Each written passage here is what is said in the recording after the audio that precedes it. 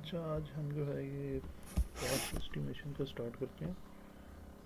इसमें जो बुक हमने स्टार्ट की थी, इसमें आपके पास जो है ये कॉस्ट एस्टिमेशन के हमने जो है मेथड की क्लासेस पढ़ी थी, वहाँ तक हमने ख़त्म किया था। अभी आगे मेथड के नाम है, ये यहाँ से स्टार्ट हो रहे हैं। Methods for estimating capital investment method A से।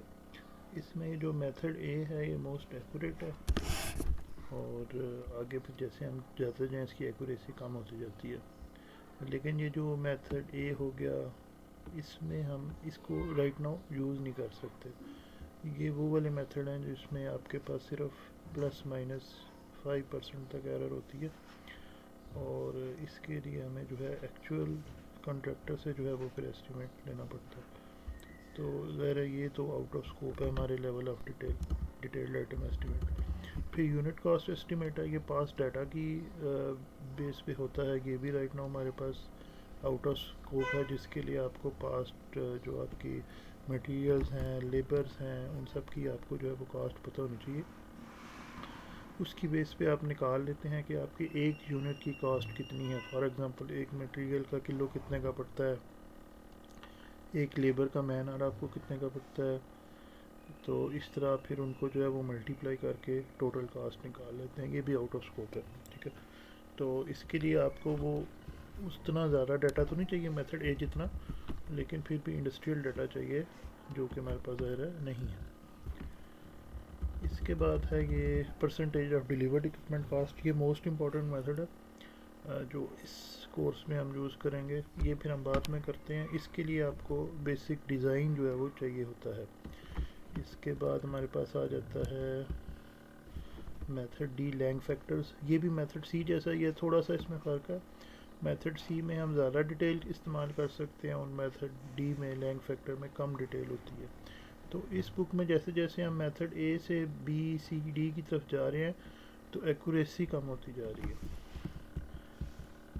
उसके बाद मेथड ई है, ये भी बहुत ज़्यादा यूज़ होता है। Power factor applied to plant capacity ratio, ये उससे कम एक्यूरेट है। लेकिन ये कब यूज़ होगा, जब आपके पास प्लांट की अभी फुल डिटेल नहीं है, सिर्फ उसका साइज़ है, सिर्फ उसकी प्रोडक्शन है, सिर्फ उसकी कैपेसिटी है। तो पहले हम ये वाले एंड वाले मेथड करते हैं, फिर ऊपर वाले मेथड करते हैं। एक समय सारे मेथड्स को गो थ्रू करवा लूँ। और ये हमारे पास investment cost per unit of capacity है, और ये हमारे पास टर्नओवर रेशो है। अब ये जो तीन मेथड हैं, आखिरी तीन, जिसमें ये पावर फैक्टर वाला, investment cost per unit of capacity है, और टर्नओवर रेशो, इनके लिए आपको प्लांट की डिटेल नहीं चाहिए होती, सिर्फ साइज़ चाहिए होता है, यानी उसकी कैपेसिटी कितनी है। अच्छा, जहाँ तक दूसरी बुक है, ये जो कि मैंने इसकी ये स्लाइड्स बनाई हुई थी, तो इधर से मैं आपको बता देता हूँ। ये इसमें ये इसके अगेंस्ट आते हैं, ऑर्डर ऑफ मैग्नीट्यूड एस्टिमेट। ये भी जो आखिरी तीन है ना, ये सारे उसमें आते थे। तो इस दूसरी बुक में ये, क्योंकि ये वाला जो टॉपिक है मैं आपको इस दूसरी बुक से पढ़ाऊँगा,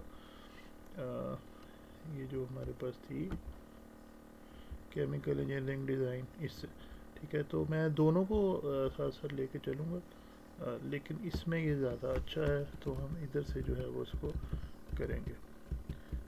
तो इसमें ये रिवर्स इंजीनियरिंग मेथड के नाम से जो है ये तीनों दिए हुए हैं। अच्छा, इसमें अब थोड़ा सा फ़र्क है, लेकिन अगर दो मेथड जो हैं इनमें से हम करेंगे एक, ये इसमें चलो मैं ब्रीफली गो थ्रू कर देता हूँ। कास्ट कर मेथड, ये कास्ट कर मेथड वही है जो कि हमारे पास है जी इस दूसरी बुक में, पावर फैक्टर वाला। तो ये मेथड बहुत ज़्यादा यूज़ होता है अगर आपके पास प्लांट का डिटेल ना हो। इस वाली बुक में power factor applied to plant capacity ratio, और ये जो भी हम नई बुक कर रहे हैं इसमें इसका नाम क्या है जी, ये बिल्कुल स्लाइड से ही देख लेते हैं, कॉस्ट कर मेथड, ठीक है। तो ये मोस्ट इम्पॉर्टेंट मेथड है इसके लिए, लेकिन आपको प्लांट की डिटेल चाहिए होती है, ठीक है। अभी हम इसको बाद में डिस्कस करते हैं। कास्ट कर मेथड के लिए मतलब कि प्लांट की डिटेल नहीं मुझे कहना चाहिए, इसमें से कुछ डाटा होता है वो हमें चाहिए होता है। तो ये डाटा है आपके पास, इस तरह का एक टेबल है, ये आपके पास टेबल चल रहा है, ये टेबल चल रहा है। इसी तरह अगर हम दूसरी बुक में देखें तो ये है method E power factor apply to plant capacity ratio, और इसके साथ भी ये आगे एक टेबल दिया हुआ है। इसमें हम बाद में आते हैं कि करना क्या है, लेकिन कहने का मकसद ये है कि ये वाला मेथड यूज़ करने के लिए, यानी पावर फैक्टर या यहाँ जो हमारे पास नाम है कॉस्ट कट मेथड, आपको एडिशनल डाटा चाहिए होता है। ठीक है, उसके बाद जो बाकी मेथड हैं, इसलिए ये दूसरे मेथड भी डेवलप किए गए हैं, ये जो बाकी हैं। ठीक है, इनके लिए आपको ज़रा डाटा की रिक्वायरमेंट कम होती है। इस क्लास में ऑर्डर ऑफ मैग्नीट्यूड एस्टिमेट में सबसे अच्छे ये वाला है कॉस्ट कर मेथड, लेकिन इसका डिसएडवांटेज क्या है कि आपको प्लांट स्पेसिफिक डाटा चाहिए। तो इसलिए बाकी मेथड भी हमारे पास मौजूद हैं। अब मैं क्विकली आपको जो है वो गो थ्रू करवा देता हूँ। स्टेप काउंट मेथड, ये करने कोई नहीं है हमने, हम अपना फोकस दो पे ही करेंगे, टर्नओवर पे और कॉस्ट कर मेथड पे। तो इसमें आप क्या करते हैं कि अपने प्लांट के जो मेजर स्टेप्स हैं वो काउंट कर लेते हैं। मेजर स्टेप्स का मतलब है कि पंपिंग नहीं उसमें शामिल होगी, रिएक्शन शामिल होगा, सेपरेशन शामिल होगी, इस तरह की। तो उसमें फिर आप ये वाले को रिलेशन अप्लाई करके उसकी कॉस्ट जो है वो निकाल सकते हैं। ठीक है, फिर पे बैक पीरियड आप यूज़ कर सकते हैं। एक अगर आप ले लें जी 4 ईयर एवरेज पे बैक पीरियड ले लें, उससे आप जो है अपना कर सकते हैं, या जो भी अगर आपको पता है अपने प्लांट का उससे आप कर सकते हैं। इन मेथड में चूँकि इनएक्यूरेसीज काफ़ी ज़्यादा हैं, तो इनको हम जस्ट मतलब आपको जस्ट मैं ओवरव्यू ही दे रहा हूँ, समझ लें कि हम करेंगे ही नहीं ये वाला, फिर में इनएक्यूरेसी ज़्यादा है। टर्नओवर रेशो मेथड बहुत वाइडली यूज़ होता है इंडस्ट्री के बिजनेसेस के लिए, एक बहुत कॉमन रेशो है टर्नओवर रेशो, और ये दोनों बुक्स में भी है क्योंकि ये ज़रा ज़्यादा यूज़ होता है, तो इसको हम करेंगे। ठीक है, तो दोनों बुक्स में जो ये दो कॉमन मेथड हैं इनको हम डिस्कस करेंगे। इसी तरह power factor apply to plant capacity ratio, जो कि इस दूसरी बुक में किस नाम से है, कॉस्ट कर्व मेथड के नाम से। ये दोनों एक ही हैं, डाटा डिफरेंट हैं दोनों एक ही। और दूसरा हम करेंगे टर्नओवर रेशो। टर्नओवर रेशो आपको यानी एक एग्जांपल होगी कि अगर आपके पास वो टेबल वगैरह मौजूद ना हो तो फिर आपने कैसे करना है। और अगर लेकिन बेहतर क्या है कि अगर आपको प्लांट की डिटेल नहीं पता तो आप इसको ही कॉस्ट कर मेथड को यूज़ करें। प्लांट की डिटेल ना हो तो कॉस्ट कर method is the most accurate method. इसके लिए आपको सिर्फ प्लांट का साइज़ चाहिए, यानी इन सारे मेथड्स में सबसे अच्छा मेथड कॉस्ट कर मेथड है, most common and most accurate but needs compiled data. सिर्फ इसका डिसएडवांटेज क्या है कि आपको इसके लिए टेबल चाहिए। तो ये टेबल आपके पास हो, प्लांट कैपेसिटी आपके पास हो, तो आप अपनी कॉस्ट यानी कैपिटल कॉस्ट की हम बात कर रहे हैं, ये हमारा टॉपिक कैपिटल कॉस्ट का चल रहा है। तो आप अपनी फिक्स्ड कैपिटल इन्वेस्टमेंट या जो भी कैपिटल कॉस्ट है वो भी जब हम डिस्कस करेंगे तो उसमें भी कुछ छोटा मोटा फ़र्क है, तो कैपिटल कॉस्ट आप इससे निकाल सकते हैं। बाकी मेथड ऐसा हम नहीं करते। बाकी मेथड्स की क्या आपके पास इम्पोर्टेंस है कि अगर आपके पास ये डिटेल टेबल मौजूद ना हो तो फिर कैसे निकालना है। तो इस केस में हम टर्नओवर रेशो मेथड जो है वो यूज़ करेंगे। अच्छा, इसमें अब यानी कि ये कौन सी क्लास है जब आपके पास सिर्फ प्लांट की कैपेसिटी गिवन हो, मज़ीद कोई डिटेल गिवन ना हो, ये तब की बात है। लेकिन जब आपके पास बेसिक डिज़ाइन आ जाए फिर बात और होती है, वो बात की बात है। तो आज हमारा जो सबसे पहला टॉपिक है वो ये होगा कि हमने कॉस्ट कर मेथड को और टर्नओवर रेशो मेथड को कैसे यूज़ करना है। अब पहले हम जो है टर्नओवर रेशो मेथड कर लेते हैं, यानी जब आपके पास सबसे इजी वाला पहले करते हैं, जब आपके पास ये टेबल भी ना हो तो फिर आपने क्या करना है। ठीक है, so then you will use turnover ratio method, जिस मर्जी बुक से कर लें। टर्नओवर रेशो एक इम्पॉर्टेंट रेशो होता है जो बिजनेसेस में बड़ा इम्पॉर्टेंट होता है कि आपकी एनुअल सेल्स कितनी है और आपने स्टार्ट में कितनी इन्वेस्टमेंट की है, फिक्स्ड कैपिटल इन्वेस्टमेंट। तो इन दोनों को आप डिवाइड करते हैं। ठीक है, और ये आपका जो होता है this is called turnover ratio. Simply अगर आपने याद करना है तो sales relative to investment, turnover ratio sales relative to investment बहुत कॉमन रेशो है बिजनेसेस में, शायद आपने पढ़ा भी हो एंटरप्रेन्योरशिप। अच्छा, इसमें अब इस रेशो की वैल्यू होती क्या है? अगर ये वाली बुक हम देखें, ये जो बुक में हमने क्लास में स्टार्ट की हुई थी टिमरास वाली, इसमें ये चैप्टर 6 है, और ये जो भी नई बुक हम करेंगे इसमें ये चैप्टर 7 है। तो इसमें आपको ये रेंज भी नीचे दी हुई है कि बिजनेसेस में टर्नओवर रेशो मेथड बहुत वाइडली वेरी करता है, 4 तक भी जाता है और 0.2 भी होता है, ठीक है। तो अब केमिकल इंडस्ट्री, अब हमारे पास रेशोज़ का टॉपिक चूँकि है नहीं, तो जो बस जिसका जिक्र आएगा वही मैं आपको पढ़ाऊँगा। अदरवाइज़ हर इंडस्ट्री के ना अपने रेशोज़ होते हैं, उससे आप इंडस्ट्री की हेल्थ जो है वो नाप सकते हैं। तो केमिकल इंडस्ट्री में ये रेशो 0.5 जो है वो रिकमेंडेड है, लेकिन ये भी चूँकि कुछ हर ऑथर्स ने अपनी जो है वो इन्वेस्टिगेशन की हुई है। अगर इधर हम देखेंगे तो इधर आपको 0.5 नहीं मिलेगा, इधर अब वो कहेगा ये क्योंकि किसी और ने की थी, इधर वो कह रहा है जी 1 और 1.25। तो 0.5 ले लें या 1 ले लें, लेकिन अगर आप देखें तो इससे मतलब ये डबल का फ़र्क है। 0.5 को डबल करें तो 1 आता है।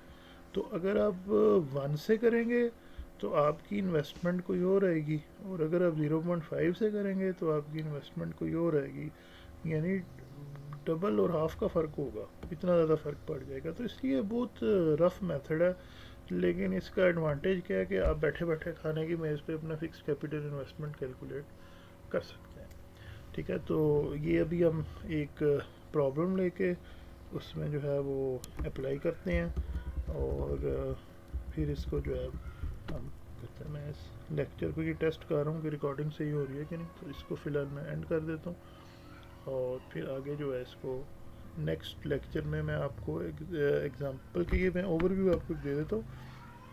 तो नेक्स्ट लेक्चर में मैं आपको टर्नओवर रेशो मेथड से फिक्स्ड कैपिटल इन्वेस्टमेंट निकाल के दिखाऊंगा इस फार्मूले के मुताबिक कि हम कैसे निकालते हैं, ठीक है।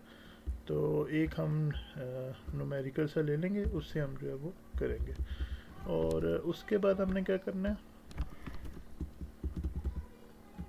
ये जो हमारे पास है power factor applied to plant capacity ratio, या इधर जो आपका नाम है कॉस्ट कर्व मेथड, इससे हम करेंगे। इसका भी मैं आपको ओवरव्यू दे देता हूँ, तो फिर हम उसके बाद न्यूमेरिकल वाला काम जो है वो लेरा से मैं रिकॉर्ड करता हूँ। अच्छा, कॉस्ट कर्व मेथड में अगेन मैं ब्रीफ सा ओवरव्यू दूंगा कि आपके पास जो है वो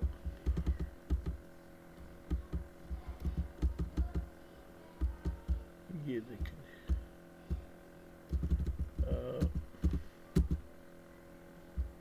इसमें नहीं आ रही, इधर जा रहा, हाँ। अच्छा, इसमें बेसिकली जो इक्वेशन यूज़ होती है ये है, ठीक है। इसमें स्टार्ट यहाँ से हम स्टार्ट करते हैं।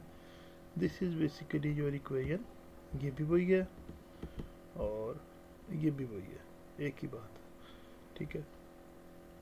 अब इसमें 3 चीज़ें आपको नज़र आ रही हैं, इसको मैं ख्याल है मैं अलग से ही आपको एक्सप्लेन कर देता हूँ ताकि आपको जो है वो बल्कि चलिए मैं नेक्स्ट लेक्चर में कर देता हूँ। जस्ट मिनट, इसमें मुझे लग रहा है कि कुछ लिखना पड़ेगा, हाँ पेंट में, चले मैं इसको ट्राई कर लेता हूँ। तो अच्छा, देखते हैं जी इसमें कैसे होता है।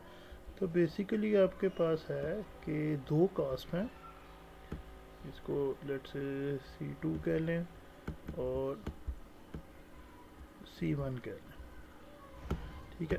कास्ट का रेशो जो होगा that is directly proportional to size ratios, यानी जितना प्लांट का साइज होगा उतनी उसकी कास्ट होगी। ये सिंपल आपका जो जिसको आप कहते हैं ना यूनिटी मेथड, ये वो है कि जी एक सेब अगर 50 रुपए का है, 2 सेब 200 के होंगे, 3 सेब 300 के होंगे, ये वो चीज़ है, ठीक है।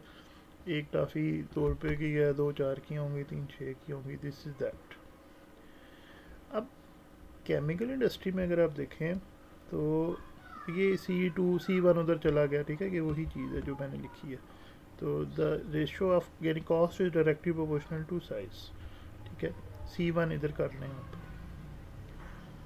लेकिन इधर अगर आप देखें तो इसके ऊपर एक्सपोनेंट एक लगा हुआ है। राइट नाउ हमारा एक्सपोनेंट क्या है, 1। दिस इज यूनिटी मेथड, इसलिए इसको यूनिटी मेथड कहते हैं। लेकिन अगर इसके ऊपर आप एक एक्सपोनेंट लगा दें, ठीक है, तो अब ये 1 नहीं है, तो इसका एक्सपोनेंट 1 नहीं है, ये यूनिटी मेथड नहीं है। इस एक्सपोनेंट की वैल्यू क्या होती है, ये आपको बताया हुआ जी कि 0.4 से लेके 0.9 के दरमियान ये वेरी करती है, ठीक है। इधर भी अगर आप देखें, इधर उसने कहा 0.6 और 0.7।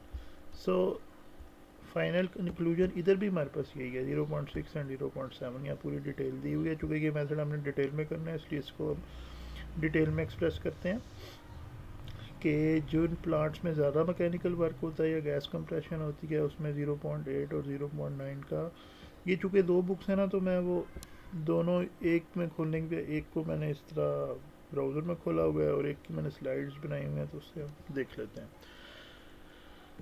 तो इसमें ये जो एक्सपोनेंट है, अच्छा, इसकी वैल्यू जितनी कम होगी इसका ना एक आपको एडवांटेज होगा।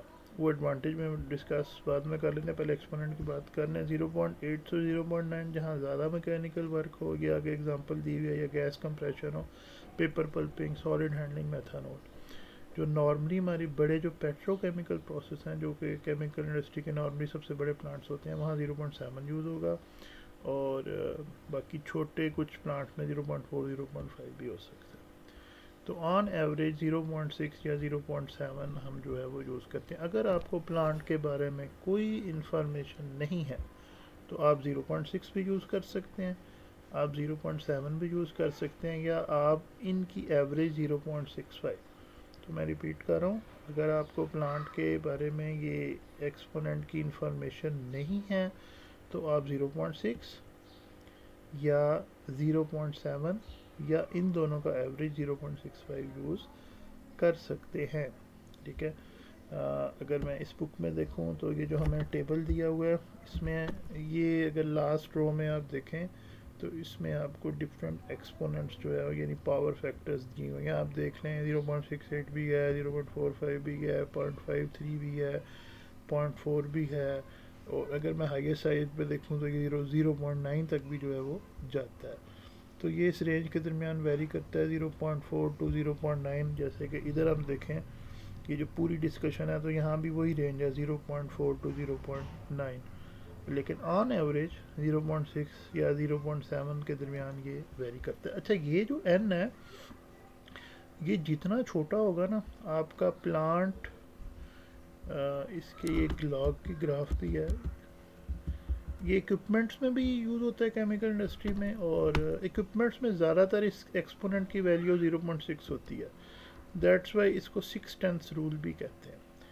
तो इसमें ये एक लाइन बनी होगी यहाँ, तो इक्विपमेंट की तरफ असल में बाद में आ रहा था, तो अभी मैं वो मेथड डिस्कस कर रहा हूँ ना जिसमें इक्विपमेंट की ज़रूरत ही नहीं है, इसलिए मैं इक्विपमेंट की जो है वो बात नहीं कर रहा।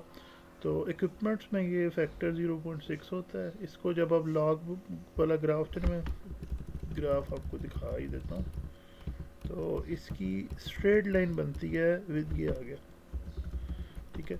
जब आप लॉग, ये लॉग ग्राफ है, ठीक है, लॉग ग्राफ पे जब आप इसको प्लॉट करते हैं तो 6 टाइम फैक्टर की जो लाइन बनती है स्ट्रेट लाइन, उसकी स्लोप 0.6 होती है। That's what it's called 6/10 rule. तो ज़ाहिर है इधर भी वही है, अगर आप अपना जो है वो फैक्टर जो है वो 0.6 ले रहे हैं तो ये 6/10 रूल ही है, 7 ले रहे हैं तो 7/10 रूल है, इसके दरमियान ही ये जो है वो वेरी करता है। तो ये भी वही इक्वेशन है, C N is equal to C, ये आर जो है ये आपके साइजेस का रेशो है, एक्स आपका एक्सपोनेंट है, सी एन और सी कॉस्ट है। तो ये भी वही इक्वेशन है, ये भी वही इक्वेशन है इसमें। अच्छा, ये एक नई चीज़ आ रही है एफ ई, जो अभी हमने डिस्कस नहीं की, ये इधर नीचे लिखा हुआ है, this is the cost index ratio.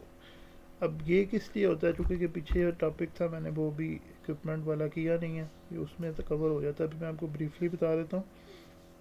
ये आपने करना क्या होगा कि अगर आप इस बुक को यूज़ कर रहे हैं तो ये बुक 2001 की लिखी हुई है, और ये वाली जो हमारी बुक है ये है तो 2023 की, लेकिन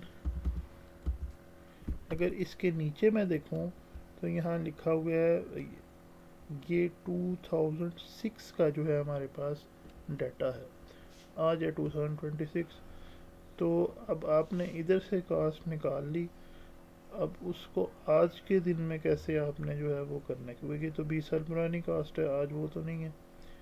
तो उसके लिए हम यूज़ करते हैं कास्ट इंडेक्स। तो ये वो चीज़ है कि एक वो साल जिसमें आपने कास्ट निकालनी है लाइक 2026, और एक वो साल है जिसमें आपको कास्ट गिवन है यानी 2006। आपने 2006 की कास्ट को 2026 में कैसे कन्वर्ट करना है, उसके लिए हम यूज़ करते हैं कॉस्ट इंडेक्स का रेशो। तो ये अभी मैं ये वाला मेथड कंप्लीट कर लूँ, इसके बाद मैं इसकी तरफ जो है वो जाता हूँ। अभी तो हम बेसिक प्रैक्टिस करेंगे। बेसिक प्रैक्टिस में हमें जो है फ़िलहाल कॉस्ट इंडेक्स को यूज़ नहीं करेंगे, लेकिन जो आपने एक्चुअल न्यूमेरिकल्स करने होंगे जो आपको आएंगे, यानी आज की तारीख में अगर आपको कहा हुआ निकालें या 2020 में निकालें या 2015 में निकालें, इन सब के लिए आपको कॉस्ट इंडेक्स जो है वो यूज़ करने पड़ेंगे। और अगर फ्यूचर में निकालनी हो लाइक 2028 में, 2029 में, तो फिर आपने अपने कॉस्ट इंडेक्स की जो ट्रेंड है, जो टेबल है या जो ग्राफ है, उसको एक्स्ट्रापोलेट करना होता है अगले 3-4 सालों में, और फिर उससे आपने जो है वो निकालनी होती है। लेकिन ये टॉपिक हम बाद में करते हैं। अब हम क्या करने लगे हैं, अब हम एक एग्ज़ाम्पल्स लेंगे कुछ, एक या दो, तो हम उस पर अपना जो है वो टर्नओवर रेशो मेथड अप्लाई करेंगे, और फिर हम कॉस्ट कर्व मेथड जो है वो अप्लाई करेंगे। अच्छा, दोनों बुक्स में डाटा की कंपाइलेशन भी थोड़ी सी डिफरेंट है और कैलकुलेशन भी थोड़ी सी डिफरेंट है। इस बुक में जो हम क्लास में कर रहे थे टिमरॉस वाली, इसमें आप जो है वो सी क्या चीज़ है, फिक्स्ड कैपिटल इन्वेस्टमेंट, वो डायरेक्टली आप निकाल लेते हैं। ठीक है, जबकि दूसरी बुक में ऐसे नहीं है, उसमें आपको पहले मुझे कुछ टर्मिनोलॉजी भी बतानी पड़ेगी, और इसमें आपको जो वैल्यूज़ दी हुई हैं, यानी कि अगर मैं इस फार्मूले से कंपेयर करूं तो आपको C1, S1 और N, ये तीन वैल्यूज इसमें दी हुई हैं। यानी कि ये जो आपका फिक्स्ड कैपिटल इन्वेस्टमेंट है ये आपकी C1 होगी, ये जो आपका साइज़ है ये S1 होगा, और ये जो पावर फैक्टर है ये आपका X जो है वो होगा। तो अगर मैं इस फार्मूले में देखूं तो आपने क्या करना है कि इस टेबल से C1 देख लेना है, S1 देख लेना है और N देख लेना। ये तीनों चीज़ें आपको टेबल से मिलेंगी, इसलिए टेबल ना हो तो फिर आप ये काम नहीं कर सकते।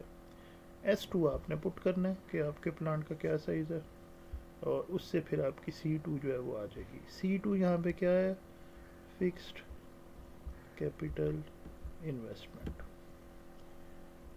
ठीक है, इस बुक में इस तरह है, लेकिन इसमें कई मसले हैं, तो जस्ट मैंने आपको ओवरव्यू दे दिया। करेंगे हम दूसरी बुक से। दूसरी बुक में थोड़ी सी सिचुएशन ज़्यादा कि ज़्यादा एक्यूरेट है, तो इसमें ज़्यादा थोड़ी सी कम्प्लेक्सिटी डाली हुई है। इसमें ये जो कास्ट है इसके साथ अगर आप देखें तो FCI नहीं लिखा हुआ, बल्कि ISBL कास्ट लिखा हुआ है। तो पहले मुझे आपको वो बताना पड़ेगा इससे पहले कि हम न्यूमेरिकल की प्रैक्टिस करें। तो इस बुक में, दूसरी बुक में, हम कैपिटल कास्ट को कुछ इस तरह डिवाइड करते हैं, यानी वही जिस तरह थी, एक फिक्स कैपिटल इन्वेस्टमेंट है, एक वर्किंग कैपिटल इन्वेस्टमेंट है, टिपिकली 85-15 पर डिवाइड होती है। फिक्स्ड कैपिटल इन्वेस्टमेंट को फर्दर 4 चीज़ों में डिवाइड किया जाता है इस बुक में। ठीक है, वो उससे उसी के पैरेलल पे भी चलती है। अगर मैं साथ आपको पैरेलल भी जो है वो बता देता हूँ। टेबल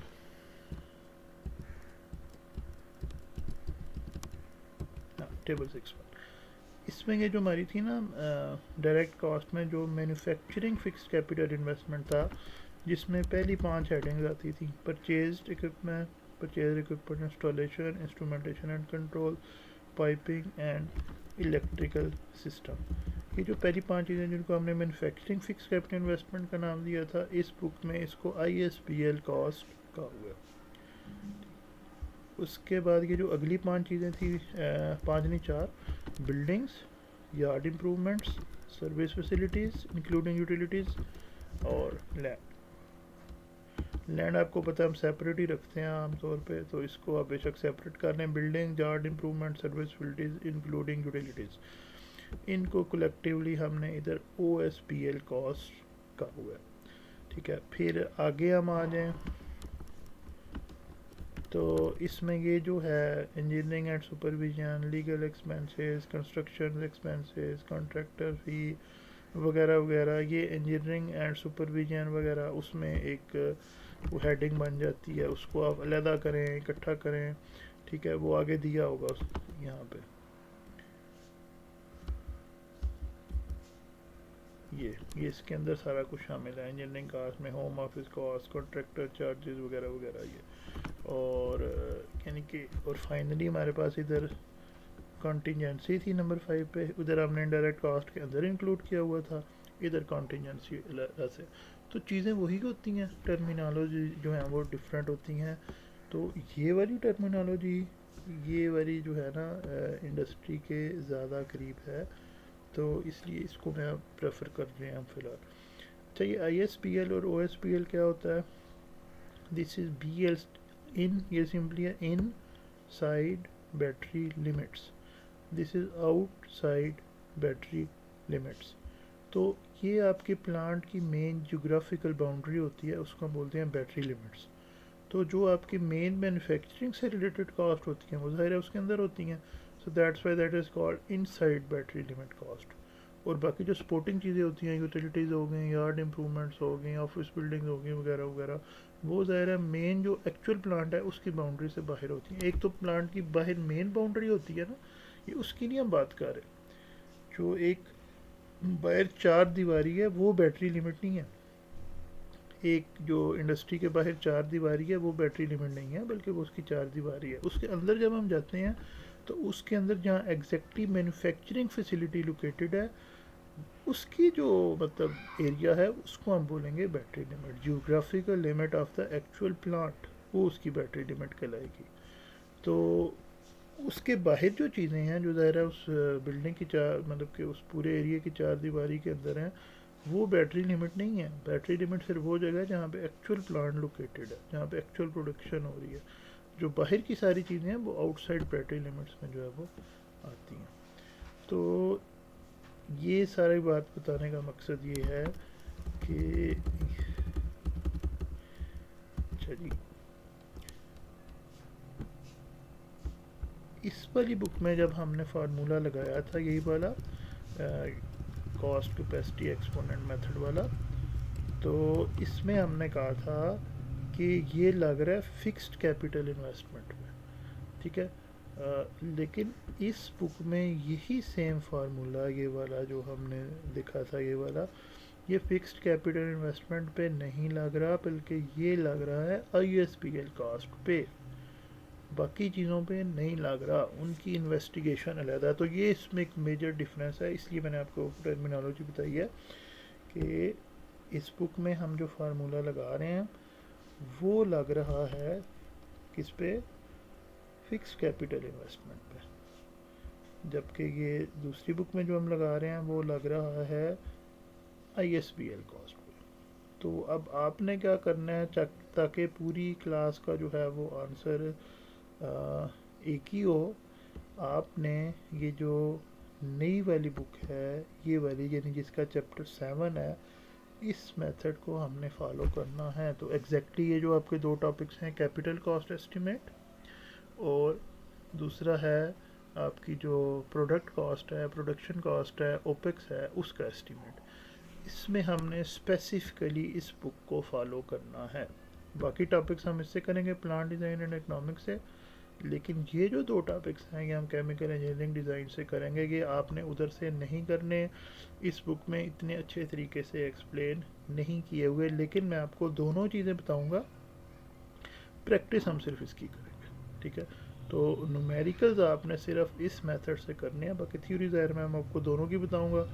तो इसलिए once again, capital cost and production cost वो आपने केमिकल इंजीनियरिंग डिज़ाइन वाली ये जो प्रिंसिपल्स प्रैक्टिस वाली सारी बुक है उससे आपने जो है वो करने हैं, और इससे नहीं करने, ठीक है। लेकिन मैं आपको बताऊंगा दोनों, ताकि दोनों तरफ आपको आइडिया हो। तो जी अब अगला सवाल क्या आता है कि इससे आपने I S P L cost निकाल ली, अब बाकी किस तरह निकालनी है, क्योंकि इसमें तो हमारे पास फिक्स कैपिटल इन्वेस्टमेंट आ गई थी सीधी सीधी, ठीक है, और हमारा काम हो गया। लेकिन इधर तो आनी है I S P L cost इस वाले मेथड से। अब आई एस पी एल आपके पास आ गई, खाली वो तो नहीं थी, बल्कि फिक्स कैपिटल इन्वेस्टमेंट में बाकी क्या क्या शामिल था, O S P L cost, engineering cost, contingency cost. तो आई एस पी एल से वो तीन कैसे निकालनी है? सो सिंपली यूज़ रेशोज़, ठीक है।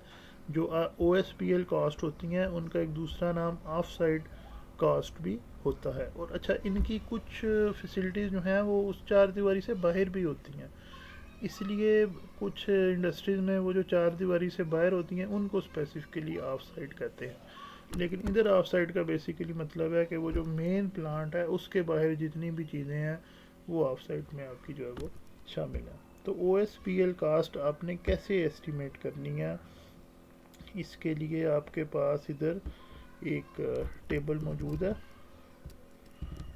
तो इधर बार बार मुझे आगे पीछे जाना पड़ रहा है, लेकिन मैं इसलिए कह रहा हूँ कि आपको दिखा दूँ। ये आ गया, ये टेबल इसके लिए सबसे इम्पोर्टेंट है, ऑफ साइड कास्ट या O S B L cost के लिए। तो इसमें आपके पास O S B L cost, I S B L cost की परसेंट के तौर पे आपने एस्टिमेट करनी होती है। That will vary from 20% to 100%, ठीक है। तो ये इसमें आपने अपने प्रोसेस को तीन कैटेगरीज में डिवाइड किया हुआ है, typical large volume chemical, low volume speciality chemicals. इनकी ऑलमोस्ट कोई बहुत ज़्यादा फ़र्क नहीं है, तकरीबन एक कितनी है 40-40, 30-20, 40-50। तो केमिकल्स की ऑलमोस्ट सेम होती हैं। उसके बाद ये जो जिनमें सॉलिड ज़्यादा हों उनकी ऑफ साइड कॉस्ट ज़्यादा होती हैं। अच्छा, ये तीन प्लांट्स की टाइप्स हो गई, प्रोसेस कम्प्लेक्सिटी होगी तीन। इस साइड पे site condition, existing, under use, यानी एग्जिस्टिंग आपके पास साइट काफ़ी हद तक डेवलप थी लेकिन अंडर यूज है, तो ज़ाहिर है मज़ीद आपको बहुत ज़्यादा काम करने की ज़रूरत नहीं है, 30% से आपका गुजारा हो गया। ये दूसरी रो को देखते हैं ज़्यादा बेहतर है, 20% से आपका गुजारा हो गया। एग्जिस्टिंग टाइट कैपेसिटी, यानी कि एग्जिस्टिंग में आपके पास टाइट कैपेसिटी है, यानी 95%, 90%, 100% के करीब आपकी साइट यूटिलाइज हो रही है। तो उस केस में आपको थोड़ी ज़्यादा चीज़ें जो है वो बनानी पड़ेंगी, 20% से बढ़ के 40% तक हो जाएगा न्यू साइट। और अगर आप बिल्कुल, यानी ये एक्सपेंशंस के लिए, ठीक है, अगर आप बिल्कुल न्यू साइट डेवलप कर रहे हैं तो उस केस में आपकी फिर ज़ाहिर है अपने ऑफ साइट कास्ट यानी ओ एस पी एल का स्क्रैच से प्रोवाइड करनी है, तो वो बढ़ जाएगी, अब वो 40% से बढ़ के 40 हो जाएगी। तो जब हम इधर से इधर मूव करते हैं अंडर यूज से टाइट कैपेसिटी से न्यू साइट की तरफ, तो आप देख सकते हैं कि ये बढ़ रही है 30-40-40, 20-40-50, 40-50-100।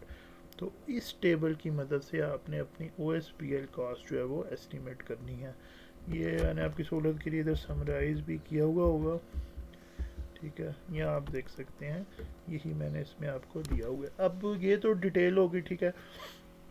अच्छा, इसमें ये जो एग्जिस्टिंग साइट होती है इसको हम नाम देते हैं ब्राउन फील्ड का, और जो बिल्कुल न्यू साइट होती है इसको कहते हैं ग्रीन फील्ड। तो green field O S P L cost ज़्यादा होती है और ब्राउन फील्ड वाली जो है वो कम होती है। अब ये तो है अगर आपको प्लांट की इंफॉर्मेशन है, अगर नहीं है तो क्या करना है, नहीं है तो वी विल यूज़ ये जो बोल्ड करके मैंने लिखा हुआ है, इनिशियल एस्टिमेट के लिए हम 40% यूज़ करते हैं। ठीक है, तो अगर आपके पास प्लांट की कोई इन्फॉर्मेशन नहीं है, 40% ISBL का ले लें, वो उसकी OSBL कॉस्ट होगी। लेकिन अगर इन्फॉर्मेशन है तो फिर इस टेबल को अप्लाई करना होगा, फिर आप 40 नहीं लेंगे। अच्छा, उसके बाद इंजीनियरिंग और कंटिजेंसी चार्जेस को कैसे एस्टिमेट करना है, ये देखें जी। फॉर स्मॉलर प्रोजेक्ट्स आपने ISPL और OSPL कास्ट को ऐड कर लेना है, उनका ले लेना है 30% इंजीनियरिंग कास्ट। और लार्जर प्रोजेक्ट्स हैं तो आपने उसका 10% ले लेना है। अगर प्रोजेक्ट की कोई इन्फॉर्मेशन नहीं है तो यू कैन यूज़ एवरेज 20 ले लें।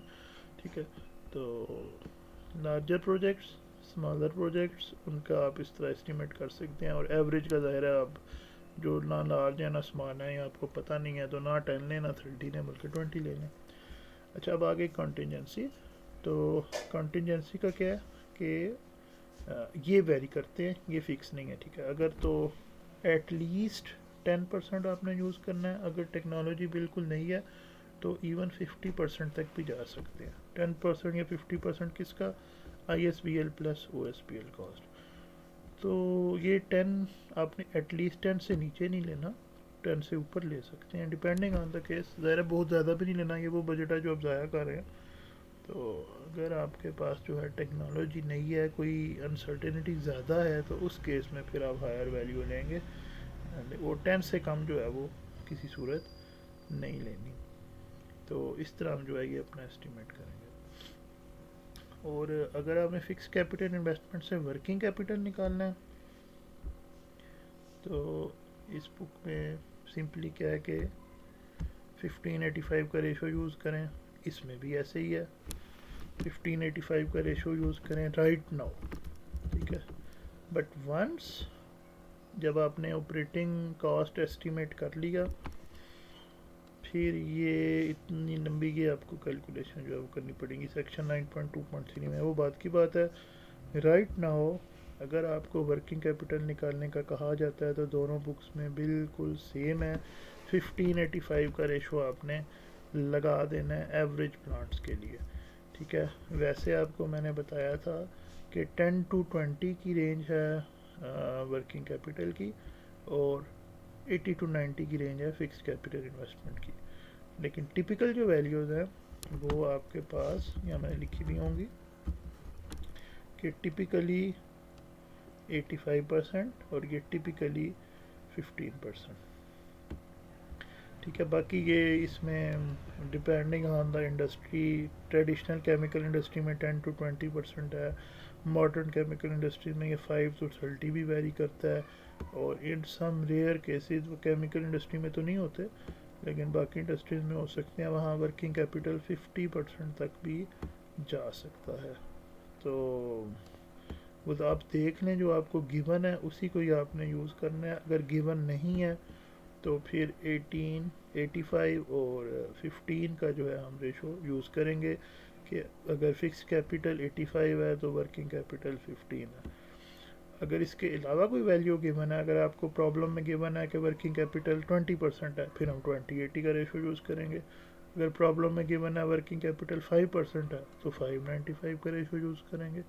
अगर कुछ गिवन नहीं है फिर 15/85 का रेशो हम यूज़ करेंगे। तो ये सारा आपको बताना इसलिए ज़रूरी था कि अगर आपके पास लेट से जो अभी हम एग्ज़ाम्पल करने लगे हैं उसमें आपको आता है कि आप एस्टिमेट करें, ये आपके पास जो है वो एक चीज़ आपने बनानी है, उसके आप फिक्स कैपिटल इन्वेस्टिगेट वो एस्टिमेट करें। तो इसमें तो इस बुक में तो ये सिंपल फार्मूला आपको फिक्स कैपिटल इन्वेस्टमेंट जो है वो दे देगा लगा के, यही वाला। लेकिन इसमें ऐसे नहीं है। तो अब हम क्या करते हैं, अब हम जो है ना वो यानी कि न्यूमेरिकल के लिए मैं सिर्फ इस बुक को जो है वो फॉलो करूँगा ताकि आपको कन्फ्यूजन ना हो। थ्योरी में हो सकता है अब आप कंफ्यूज हो रहे होंगे, इधर से करना है उधर से करना है, लेकिन आपको दोनों अप्रोचेस पता होनी चाहिए। बट फॉर द इसलिए लेक्चर में मैंने दोनों कर दी, लेकिन अब जब हम प्रैक्टिस करेंगे या आपकी जो असेसमेंट होगी वो इस वाली बुक केमिकल इंजीनियरिंग डिज़ाइन वाली बुक की बेस पे होगी, सिर्फ इन दो टॉपिक के लिए, क्योंकि ये इसमें बहुत अच्छे दिए हुए हैं, कैपिटल कॉस्ट एस्टीमेट और प्रोडक्ट कॉस्ट एस्टीमेट। बाकी टॉपिक्स जो हैं वो हम प्लान डिज़ाइन और इकोनॉमिक्स ही करेंगे। तो अभी इसके बाद मैं इसको इस वाले को एंड करता हूँ। नेक्स्ट लेक्चर में अब हम क्या करते हैं कि टर्नओवर रेशो मेथड की और इसकी ये जो हमारे पास है, इसको जो मर्ज़ी आप नाम दे दें, कास्ट कैपेसिटी एक्सपोनेंट मेथड दे दें, या इधर जो हमारे पास नाम है इधर चूँकि कॉस्ट कर मेथड दोनों एक ही चीज़ है, ठीक है। Cost capacity exponent method, cost कर मेथड, क्योंकि वो कर जो है वो एक्सपोनेंट से बना हुआ है, बेसिकली मतलब एक ही है दोनों का, ठीक है। इसको आप power factor apply to plant capacity ratio, cost capacity exponent method, cost कर मेथड, एक ही मतलब है तीनों का। तो ये कोई यानी इसका कोई फिक्स नाम नहीं होता। सो बुक टू बुक इनका नाम थोड़ा सा जो है वो वेरी करता है। अब हम इनकी जो है इसकी कॉस्ट कर मेथड की और टर्नओवर रेशो मेथड की एग्जांपल जो है इस नेक्स्ट लेक्चर में करेंगे।